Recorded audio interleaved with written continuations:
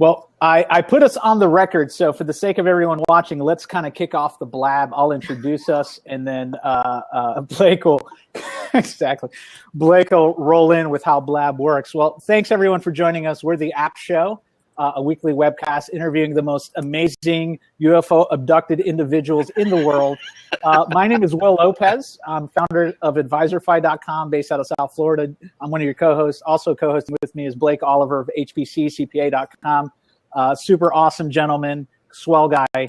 Also joining us is the owner of ComedyCPE.com, centerfold of Sexy Accountants, and just an overall swell guy. Greg Kite, thanks for joining us. You're welcome, and I hope we do put up some images of sexy CPA centerfolds, maybe in the show notes or something like that.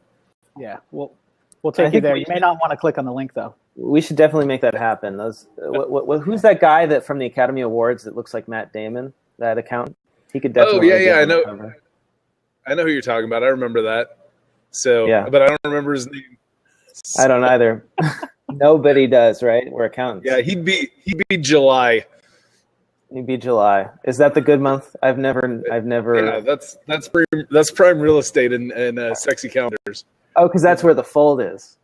That's right. Okay, got it. Well, before we get into it, I just want to make sure everyone knows how Blab works. So you can send a message in the bottom right. On the right-hand sidebar, you've got chat going on. You can chat. You can mention folks. I will chat with you. We also have a way to share what's going on. So if you'd love to share this out to your Twitter followers, I should say that we would love if you shared this with your Twitter followers or on Facebook. And there used to be a Twitter share button, but I don't even see that anymore. Did it go away for you guys too? I just see something that says share last 30 seconds. Yeah, I don't know what that is. Yeah, Blab is changing things up. Blab is changing things up on us. And if you have a question for Greg, you can also ask the question by typing /Q in the chat. Hey, Brendo, good day to you as well. So, Greg, today's topic is the cloud is boring. I read your blog, your blog or your article on Thrival's website, which, by the way, I have the Thrival mug. Look at that. This guy's got it going on. And your bloomer glasses. I'm the Hispanic bloomer. I'm South Florida version. You are Señor Blumero. Blumero. Exactly. Del Grupo Trivial. It's good. But today's topic is that the cloud is boring. So, I mean, I kind of want to let you kind of just kick it off with, like, how did you get there? I read your article and it was so hysterical. I was dying laughing throughout the whole thing. Good. It actually, the way I got there, we did because we've started doing some blabs with Rival as well, and I want to say you guys were actually the touchstone for Jason to even know what blab is. And we at Thrival decided to copy you guys at the App Show and do our own thing. So we're piggybacking off of your inspiration. Anyways, we started brainstorming topics that we could do on our blab, and Jason just kind of threw out, hey, for the first one, actually, because we procrastinate a lot. So I think it was like we should brainstorm ideas for our blabs, and we didn't. And then he was like maybe we could do something about the cloud. And I was and as soon as and then I knew that had to be our topic for our first blab was the cloud. And my initial reaction was just like, I am so bored with the cloud now because here's the thing, the cloud is like nothing. No one cares about the cloud. I mean, before it, like, there's people who, like, their entire reputation within the accounting community is like they're these champions of the cloud, and it's like no one cares anymore about it. It was cool and it was amazing, 3 and 4 years ago, 5 years ago, when it was like, holy crap, I can do everything that I need to do from work or from home or from the train or from my client's office or something like that. But now we're so used to it and it's so ingrained where it's just like, it's just another thing and there's nothing to be excited about. That's it in a nutshell. Well, Greg, it might just be that you are a super early adopter, because I still talk to accountants who are like afraid of hosting their email. Really? In the cloud. See Yeah. that? Okay. Well, let me tell you a couple things about early adopters. So that's one of the things I've been thinking about with the cloud is I'm like going, the cloud is so entrenched that it's gotta be, and maybe you're right. Maybe I'm just in a weird, I have a weird point of view inside the entire accounting world. But in my mind, you're finally at the place where I assume cloud is like late majority. Because think of all the stuff we do at Facebook is cloud-based, and it's always been cloud-based, and we use that every day. And nobody's like, hey, Facebook's so awesome because it's a cloud-based app. It's like, no one cares. It's always been like that, and it's always been there. Well, I know accountants who are not on Facebook. So I don't. What do they do with all their free time? I don't know. What do you do when you're going to the bathroom if you don't have Facebook? How do they get any sort of positive feedback from strangers? That's another thing that I don't understand if you're not on. Right. Well, how do you look at Facebook when you're right-handed and going to the bathroom? So, that's really the question. Sit down, dummy. I mean, I work from home. If I don't have Facebook, I don't get social interaction. I would be like a recluse. Right. Well, me too. I don't know if you noticed my office here, but it's 4,500 square feet of nobody but me. So same kind of thing. I work in a vast sea of isolation.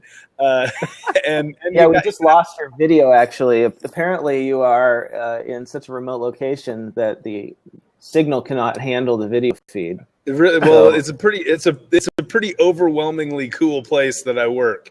So, are you still getting my audio? We got your audio loud and clear, which is nice. Maybe it'll come through on my little blab screen. Is still capturing me. So, yeah, I still see you. And I'm actually kind of jealous of your office and the sunlight coming in as if you're being abducted. I would agree with you. I mean, I went to, nothing against Doug Sleater, who puts on an awesome conference at SleaterCon. Yeah. But I went to SleaterCon in Las Vegas, and I went to a seminar, one of those CPA sessions where it was about the cloud, how we should adopt the cloud. And I literally sat in the back just shaking my head, just rubbing my temples and like trying to keep my blood pressure from rising. Was that the most recent SleaterCon? That was at the most recent SleaterCon. Oh my gosh, you're kidding me. And I think it was for like the laggard majority. So you know how there's that bell curve? I think it's for these guys that are like way over here type thing. Yeah. So it's still a topic of conversation, and you're right. Like this is so old. It's done. It's over with. Right.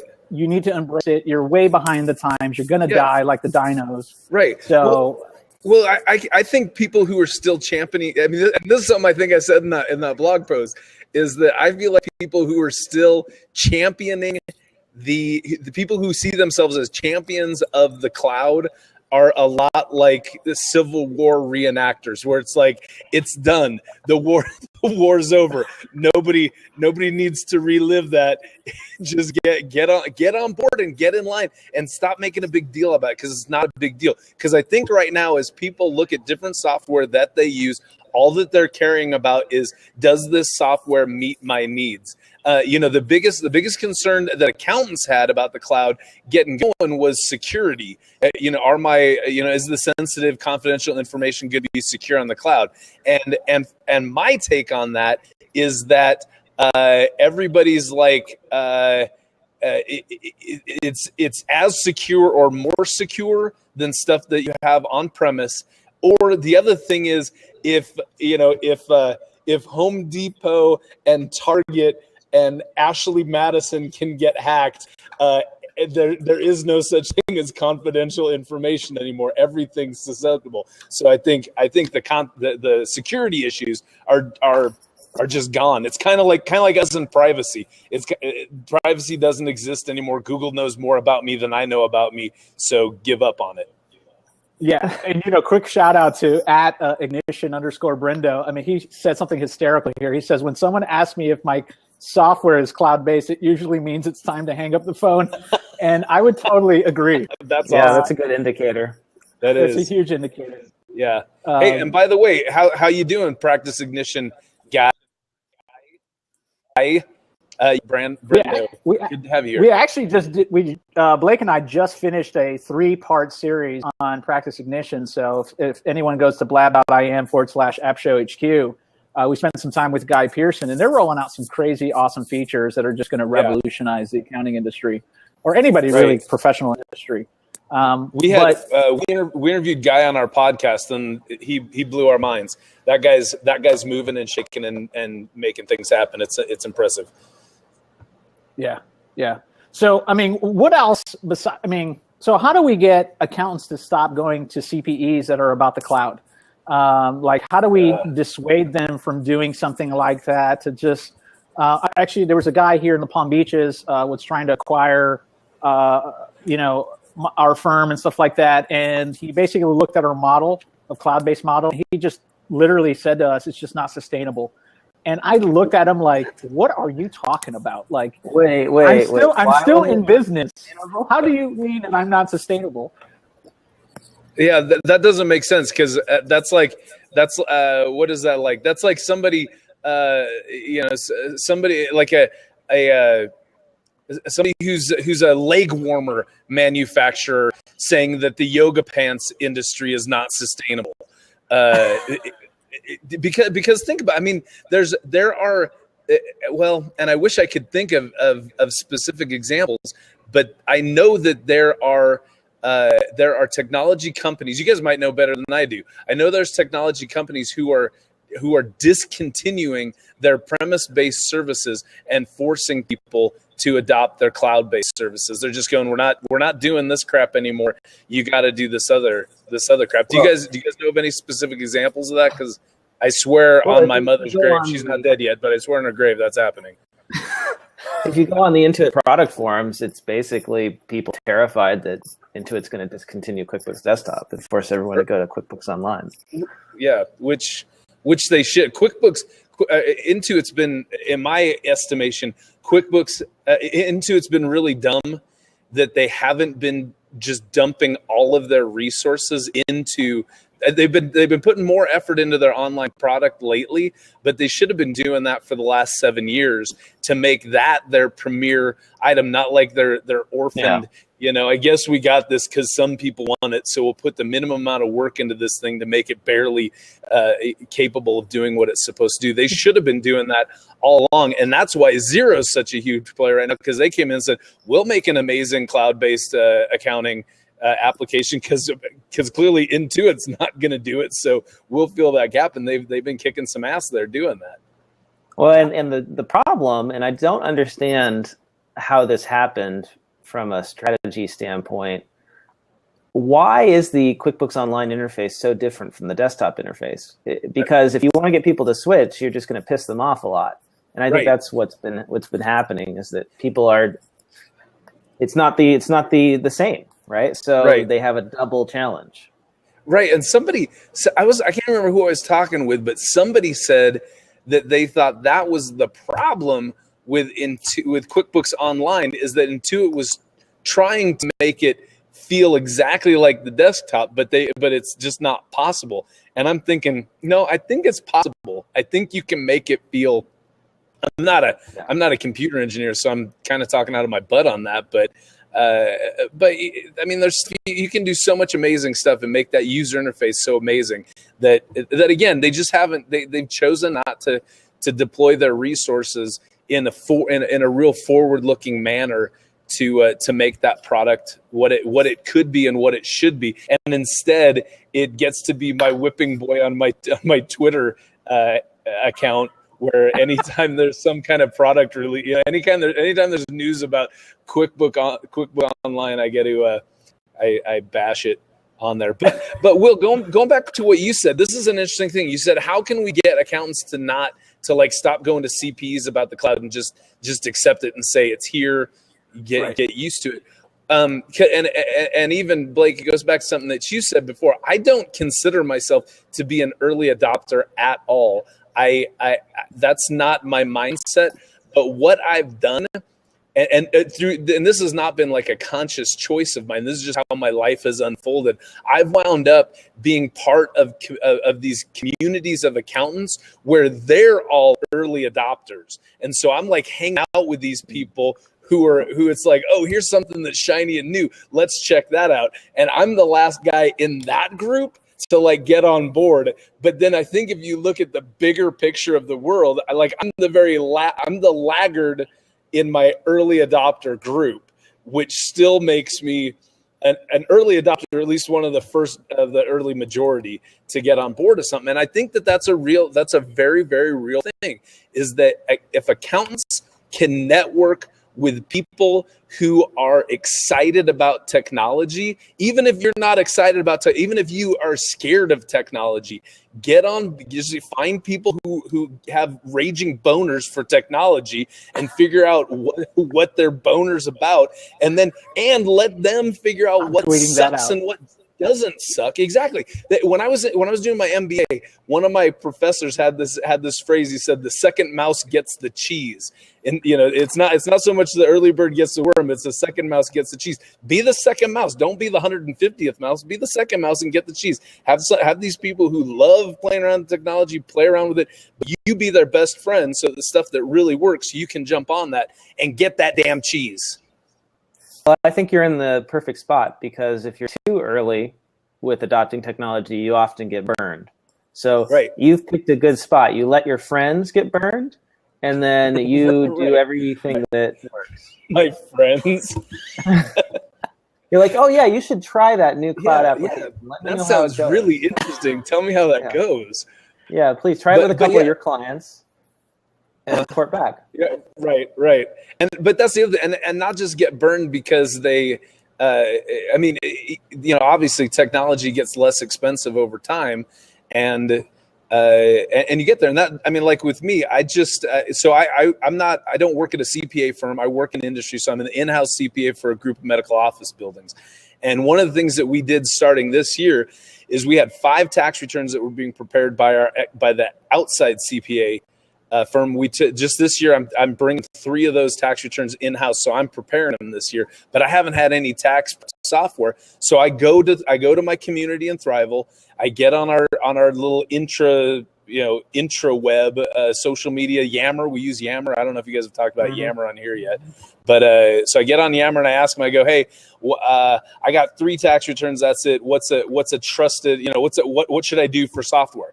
And I get like 15 replies of people like figuring out my problem for me.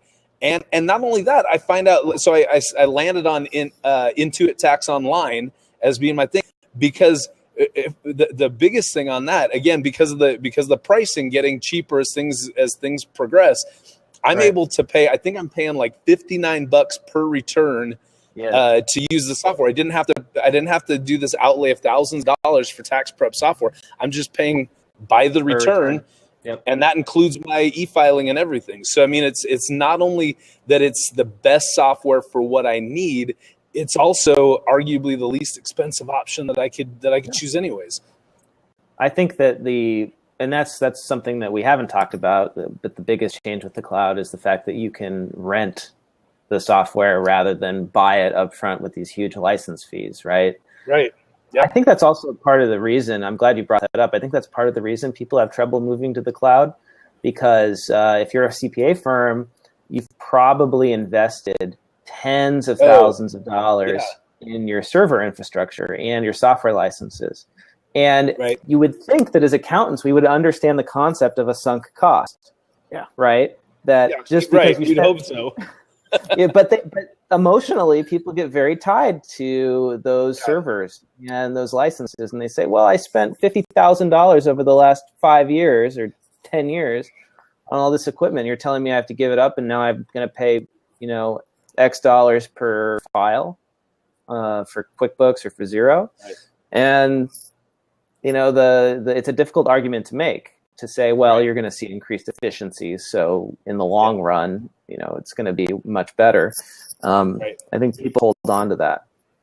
Right. I get it. Yeah. And there are some things too. I mean, not just in terms of sunk costs changing, because again, for me, just internally, not being at a CPA firm, but I wanted to get because I've been using QuickBooks has been what I've used for, actually, that's why I have this job that I have, is that the guy that they didn't have any kind of accounting department before I came on, and they had one guy who kind of knew how to use QuickBooks. So I started on this engagement. I was supposed to train the receptionist on how to use QuickBooks, but she was like this. She was an older lady, and she was the sweetest lady in the world. And she'd sit next to me with a like a legal pad of paper, taking notes as I told her what to do. And then she'd just lean over and pat me on the knee and just go, "I don't really want to do any of this. I'm going to retire pretty soon."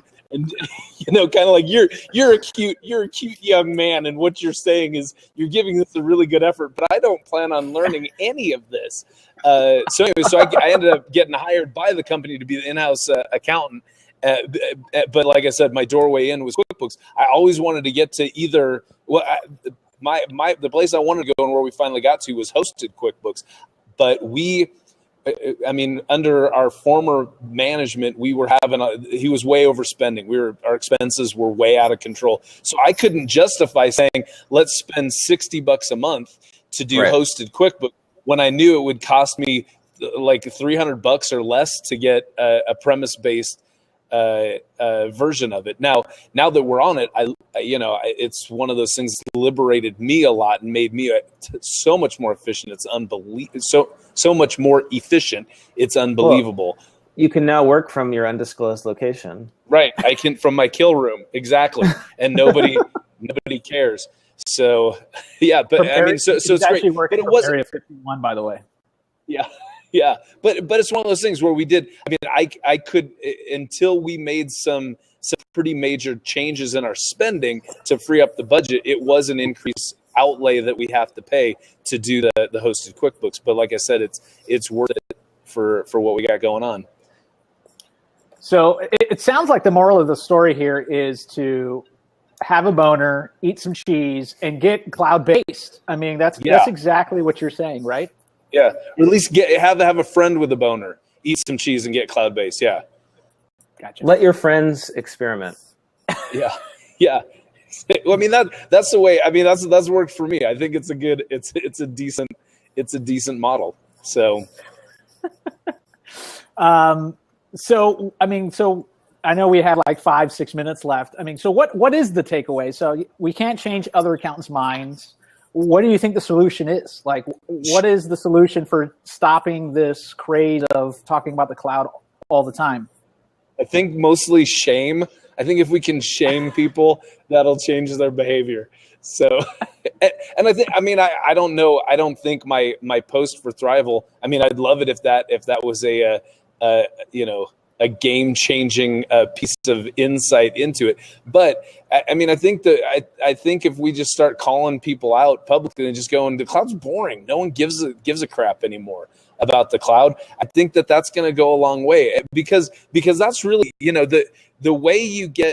So again, if you look at that adoption of innovation curve that we've talked about, where you've got your early adopters who just want it because it's new and shiny, you've got your early majority who are interested in it for whatever reason, because they feel like it will give them a competitive advantage for what they've seen, and it's also somewhat tried and true. But then when you start getting into the late majority, those people are like, oh, this is kind of the way everything's happening, so might as well jump on board.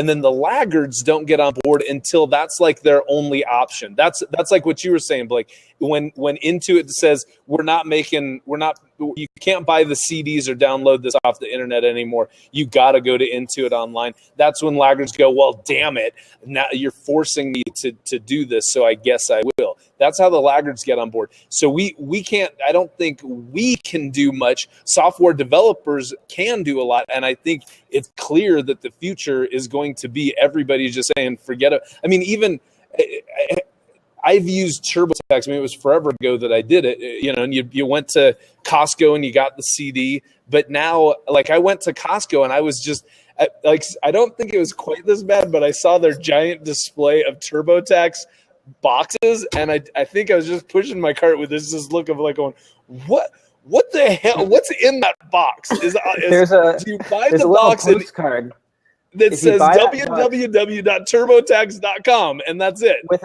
a code that you use, to sign up to pay for it. You pay for you're buying a code at the register at Costco, and then you go home and you type that code into the website. So it's TurboTax. So it's not you can't. So is that to download it onto your computer or to use it online? Because I know TurboTax online, or do we not know? Yeah, I don't know if they have I think they still have the desktop. That's why I was so confused at Costco. What the hell is happening with I don't know. And so I don't even have a CD drive that I can use anymore. I'd have to dig it up. Right. Yeah, that's true. I think. Do I have? I still have a CD drive. Well, I would recommend everyone do what I do. That is, literally, don't even give out your physical address of your headquarters, because we live in the cloud. So. Right. It's 123 Stratosphere Lane. That's where we're at. Right. And no one. That's really funny. Any of my clients know where our headquarters is. Like no one knows. What's really funny is using a service like Earth Class Mail, and then you get to know all the addresses that So Earth Class Mail, if you don't know about it, it's you can get a PO box or a street address in most of the major cities in the U.S. and the mail is scanned for you. Okay. And it's funny. It's funny when I go to websites of startups and I see that they have the same street address as me. Because it's just they're using Earth Class Mail, and it doesn't matter where they are in the world. That's awesome. So it's a service where you give that address out. Anything that goes in there, they just scan it and send you the PDF of whatever came in the mail for you. Yeah, it's like an email inbox, but for your physical mail. Yeah, and I love it. That's pretty cool. I normally send things by way of pigeon. And so, good. And pigeons technically are in the cloud, so good call on that. You're absolutely correct. With enough altitude, at least they get up there. But but seriously, I think a lot of it is just to call BS on anybody who's still championing it because it's a done issue. And with that, you're basically that's the signal to the late majority where it's like, this has happened. You just accept it. Just be fatalistic and go, I guess I got to move to the cloud and just effing do it. So Greg, I have a very important question for you to wrap things up. Okay, lay it on me. So I call myself on my website and on my LinkedIn, I call myself a cloud accountant. So what do I do now that term is apparently no longer hip and fashionable according to you? What do I call myself? That's a great question.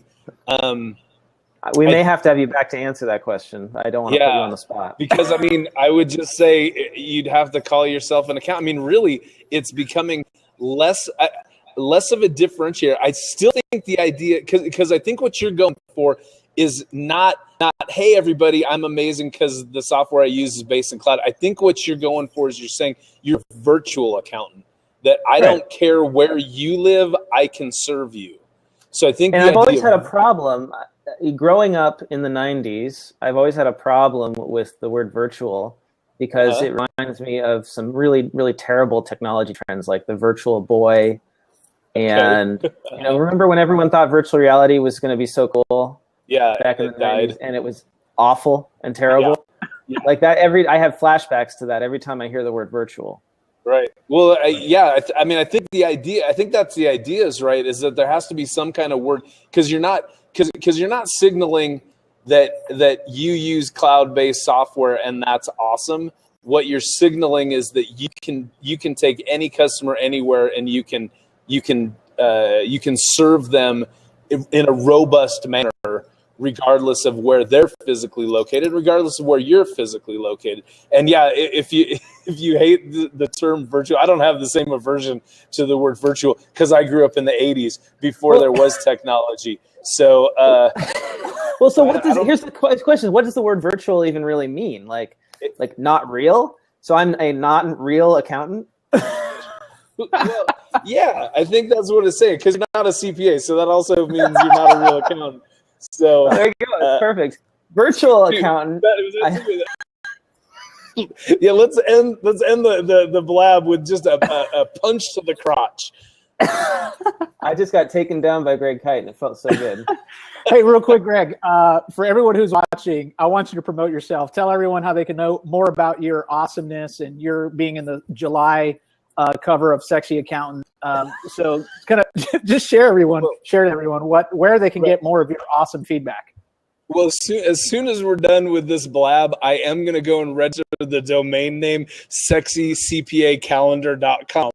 So you can go to www.sexycpacalendar.com. You should. I think it maybe is going to be a thing. But before I can actually like this. Yeah, you should, because those glasses really distort your vision. So you want something to block it out. But before I get that registered and that website up and going, www.gregkite.com. You can also find me on Twitter @Kite. My ancestors were bad spellers, so it's kite with a Y, not with an I. Yeah. I like that. I like that better. It's more extreme. It's kind of it's what the kids like. Well, before we leave, we like to do a funny GIF of the final end of the blab. So let me get my glasses on. Okay. And let me get. Let me see how to do this last 30-second share thing. Let me see if I can do that. Gotcha. It wasn't working for me earlier. I tried tweeting this stuff out and it didn't tweet. I think it's broken. Here. Yeah, I'm hitting last 30 seconds here. It's not. Oh, it did work, but it posted way late. Well, let's try one anyway. Let's try one anyways, and we'll see if we can grab a GIF. All right, so I'll count us down. 3, 2, 1, go for it. All right, I think we should be okay. All right. Oh, he's being abducted. Yeah, we were going for it. All right, Greg. Thanks for joining us, man. You've been awesome. We'll do this again. It was a blast, man. You guys are great. Love what you're doing, and again, thanks for the inspiration. We've been having so much fun doing blabs, and I don't think we would have known about without you guys. So thanks a million. And the official sponsor is Fritos. The official sponsor of this blab was Fritos. So thank you, Fritos. Nice. Thanks everyone who watched. Appreciate it. Take care, guys. Hey, thanks for watching. Hopefully we were able to answer all your questions. Be sure to click on the subscribe button down below to follow us for future video releases. Check out this video up here for our best recommended video for you. And right underneath it, check out our playlist, which is our best recommended playlist. See you guys on the next video.